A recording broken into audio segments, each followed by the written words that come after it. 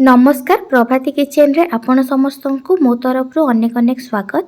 आज आमे बनैबा सहज उपाय रे एवं कम समय रे पानिआखिया माछर बेसर।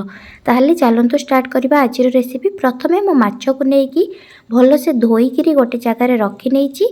एबे गोटे जगह रे गोटे चामच लूण, गोटे चामच हळदी, ता सहित गोटे फाळ लेंबुर रस नेची। ताकू भलो से गोळई सारिबा परे रखिथिबा माछरे एबे हळदी लूण एवं लेंबुर रस को भल से देकी गोलई नबा। एठी मु लेंबुर रस देबा द्वारा माछरे थिबा आमिष बास्ना टिके कमी जाय थाए, सेथि पई मु एठे लेंबुर रस देइछि।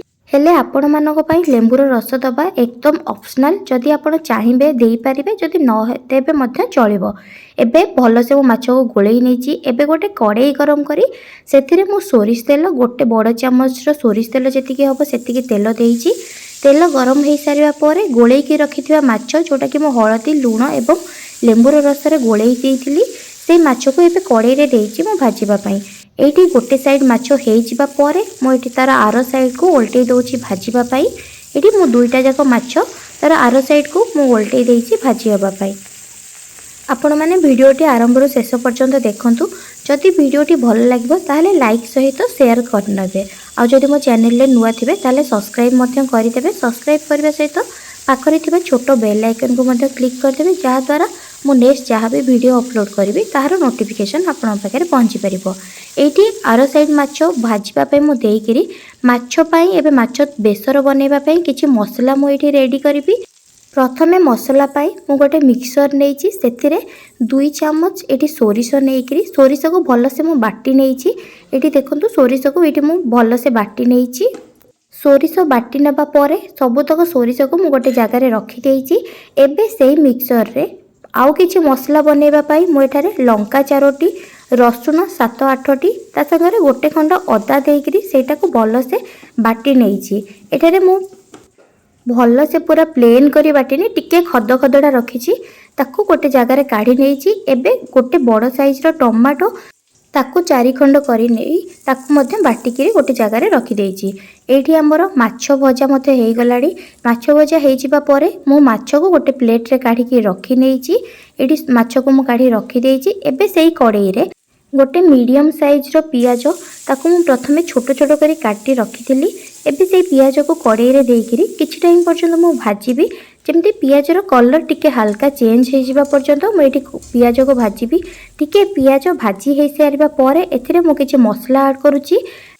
जेमिति कि एथिरे मु गोटे चामच लूण, गोटे चामच हळदी, गोटे चामच लंका गुंड, गोटे चामच जीरा गुंड, गोटे चामच धनिया गुंड एठी देइकिरी टिके गोळई सारिबा परे एथिरे मु टिके पानी देइकिरी गोळई नेइची।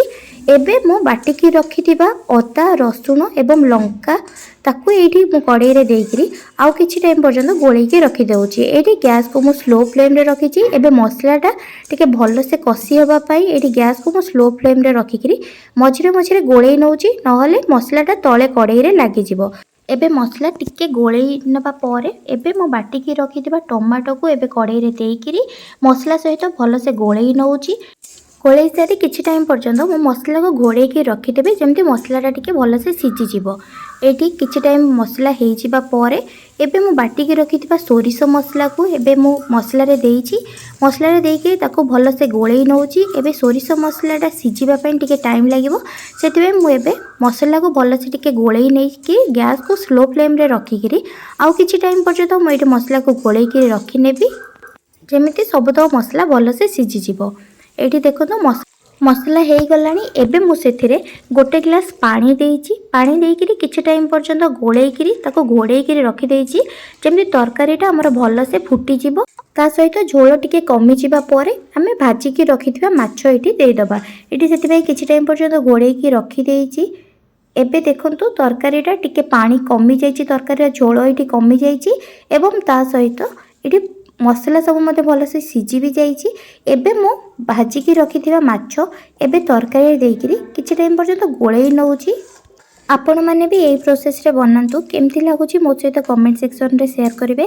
आशा करुच्ची कि वीडियोटी आपन को भल लगी आउ जदि वीडियोटी भल लगी ताहले लाइक सहित शेयर करने आउ जदि मो चैनल रे नुआ थिबे ताहले सब्सक्राइब करदेबे। सब्सक्राइब करने सहित पाखरे थिबा छोट बेल आइकन को मध्य क्लिक करदेबे जहाँ द्वारा मो जहाँ भी वीडियो अपलोड करी ताहार नोटिफिकेशन आपण पाखे पहुँची पारिबो।